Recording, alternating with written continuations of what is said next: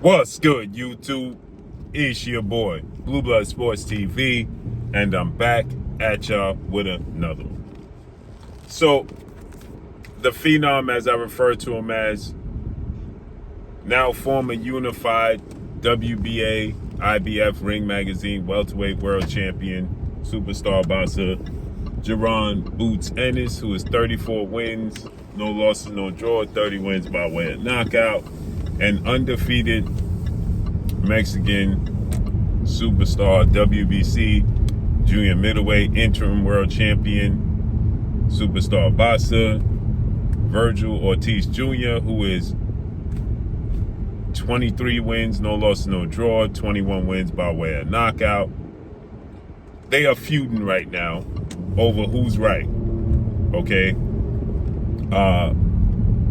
There's a back and forth going on. You had Jaron Boots Ennis manager come out, Eddie Hearn, Matchroom CEO and promoter of the Zone. He comes out and he states that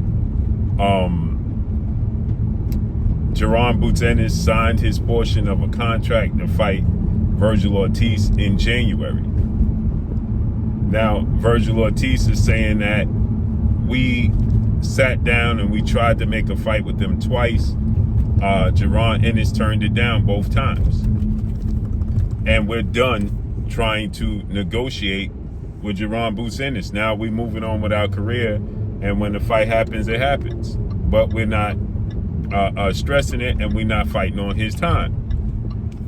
They responded to Eddie Hearn saying that they're fighting in January, and Boots Ennis signed his portion of the contract. And they said, you don't tell us when and where to fight, right? We offered you to fight multiple times and you turned it down, which is true now, right? They offered to fight last year or earlier this year, whatever. Jaron Ennis turned down the opportunity to fight Vergil and stated that he wanted to stay at 147 and unify and officially become a world champion and beat a world champion at welterweight before he moved up in weight, which is all good, right? He could do that, but he chose not to go in this direction. Then Turki Al-Sheikh offered for them to fight in October, August 16th, and according to Eddie Hearn, they accepted the fight for August 16th. But Vergil Ortiz stated they knew he had a hand injury. Turki Al-Sheikh wasn't aware. His Excellency wasn't aware. And Turki Al-Sheikh was informed by Vergil's team, I had a hand injury, I had hand surgery. If you want to make the fight, we can make the fight. It got to be in November, October, November time. I can't do August. Then Jaron Ennis took the opportunity to not take the fight. Okay, it's going to be in August. We're not fighting in November. We're not going to fight you in November. Now I need 2 tune-ups, which don't make sense, right? If you was willing to fight Brian Norman in November and you still going to fight October, November, you could have just waited and fought Vergil in October and November, right? It makes no sense, right? And so that made no sense.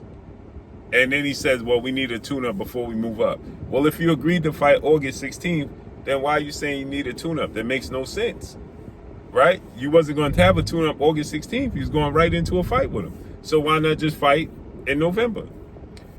Nonetheless, now he's saying, Eddie Hearn is saying that he agreed to fight for January. And now Vergil team came out and said that's an absolute flat-out lie. And now Jaron Ennis is getting ready to fight somebody else in his hometown of Philadelphia, Pennsylvania. Okay, Lima. He's getting ready to fight Lima in Philadelphia in his hometown. And Vergil is saying that's a flat-out lie. We didn't agree to fight you. So he's going to fight Usima Lima in October in Philly. And now Jaron Ennis is responding saying the truth is going to come out. So it is what it is, man. This feud back and forth, I hope they actually make the fight. because at this point in time, it's just dragging on. I don't know the direction that Jaron Boots Ennis' career is going into, because this stuff is just simply not adding up. It's not making sense. You know what I'm saying? If you needed a tune-up, then why would you agree to August 16th? If you didn't need a tune-up, then you could wait till November. Make it make sense. It doesn't make sense. It's not adding up. And now you're fighting in your hometown of Philly. They have the date already secured against Lima. That it makes no sense. So it's like you just wanted a tune-up. Then His Excellency Turki Al-Sheikh comes out and he's like, hey, I'm all for working with Jaron Boots Ennis, but if he wants to do tune-ups, he got to do that with Eddie Hearn. It's not adding up, right? And Vergil is like, listen, let's make it happen. And now Vergil is like, listen, I'm not waiting. Vergil getting ready to fight somebody else. Man, we got to see how this unfolds and plays out, man. But I hope Jaron Boots Ennis takes control. He's now posting the truth is going to come out. Why are you waiting for the truth to come out? Just tell the truth. You don't have to reveal the truth. Just tell it. You don't have to wait for the truth to come out. Just tell the people the truth. Period. I don't get it, man. I just don't get it at all, man. I don't get it at all, man. You know what I'm saying? It's just weird to me, bro. It's just weird to me. So this is what Jaron Ennis had to say. The truth gonna come to the light. Just tell the truth, bro. Just expose the truth now. But what y'all think about this, man? This back and forth, man. It's just dragging out. It's not even promoting the fight. It's just dragging out at this point in time. That's all it's doing. But what y'all think, man? So they're feuding back and forth. Again, Eddie Hearn is making offers for $500,000, lowballing this guy. Look, I mean, it just, again, I understand people are saying, yeah, but this is the most money he made. Yeah, but you want him to fight in his hometown of Philadelphia again. You want him to have the advantages. You want him the people to come there. You got to pay him. But that's all I got for y'all, man. Follow me on Instagram at Blue Blood Sports TV, all one word. It's your boy Blue signing off. I'm gone. Peace.